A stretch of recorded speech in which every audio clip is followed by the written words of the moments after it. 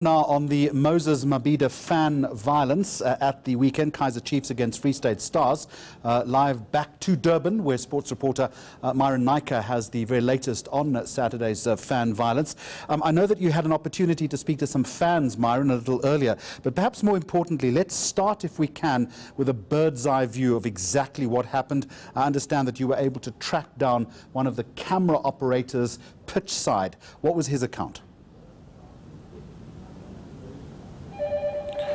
Well, firstly, Jeremy, I can say that the football community, not just here in Durban, but just outside the city, Chiefs fans and football fans alike have been left shocked and rocked by what transpired on a Saturday evening at the Moses Mabhida Stadium. And I had the opportunity to speak to a SuperSport cameraman who watched the entire thing unfold in front of him. A harrowing experience for the cameraman, who luckily was perched up high above the seats of where a lot of the fans were. So he was not down in the mix where a lot of the cameramen were sitting alongside the field, and a lot of them were attacked and actually had to run away into safety.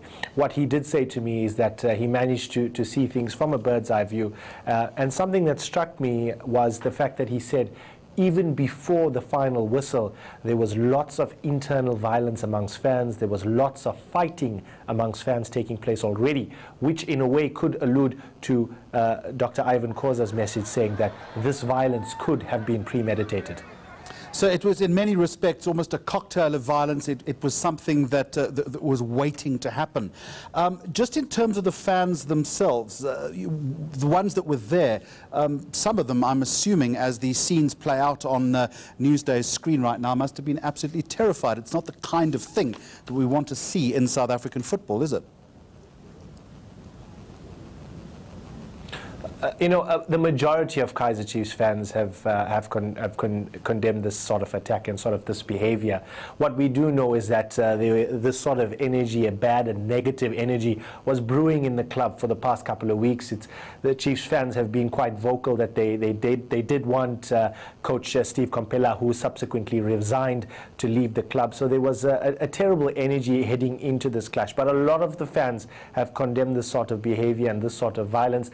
A lot of the fans also saying that they will assist as far as possible within their branches and within their networks and communities to try and help identify the perpetrators. So although there are millions of fans around the country, the fans who travel to these games and go to these big semi-finals and cup finals know each other quite well. A lot of them are registered fans, so they're going to try and help to identify them via WhatsApp or via social media, and just try and help bring these so-called fans and their thuggish behavior to book.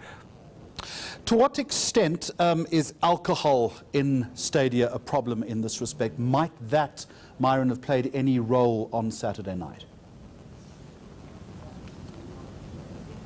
Absolutely. Unfortunately, this has become a culture in South African football. A lot of fans have enjoyed themselves. And look, there's nothing wrong with enjoying, enjoying a drink before the stadium, before you get to the stadium or during the game. But certainly a lot of fans have also said that they feel as if over the years that the stadium and its precinct have not become conducive and good family areas.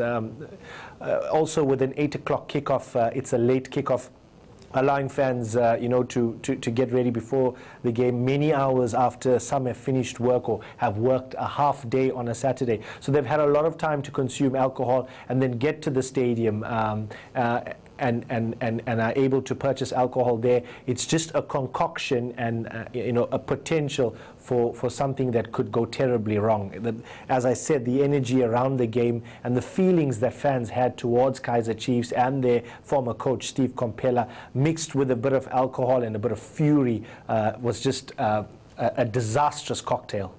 Do we have, and I know you weren't at the briefing today, but perhaps this has started to emerge in Durban. The PSL says obviously that it's going to be investigating this to its full extent. Obviously there would be a police investigation that is running parallel to this. Would we have any indication of just how the PSL might approach an investigation of this sort? Well, certainly they're going to have to work hand in hand with the eThekwini municipality, which manages the Moses Mabhida Stadium. The PSL over the years have developed an excellent relationship with the Moses Mabhida Stadium. In fact, the Durban Stadium itself has hosted more cup finals and semi-finals than any other stadium in the country. So they've got a good existing working relationship. Chiefs themselves also have an excellent relationship with Mabhida. They, over the past couple of years, have signed agreements with the stadium to bring a handful of their games to the stadium in Durban. So I feel as if though their existing relationship will definitely help in the investigations and as they unfold. There has been extreme malicious damage to property, as we saw in the visuals, burning and looting taking place at the stadium. I had a chat with the stadium manager, Vusi Mazibuko, this morning, and he said that his team was still busy trying to quantify the exact damage. It is going to run into the millions, we do know that.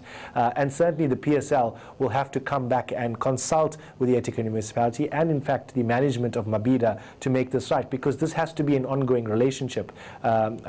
Certainly both parties don't want their relationship to end here. It's just not good for football. As you say, it's a popular football venue as well, the Moses Mabhida Stadium.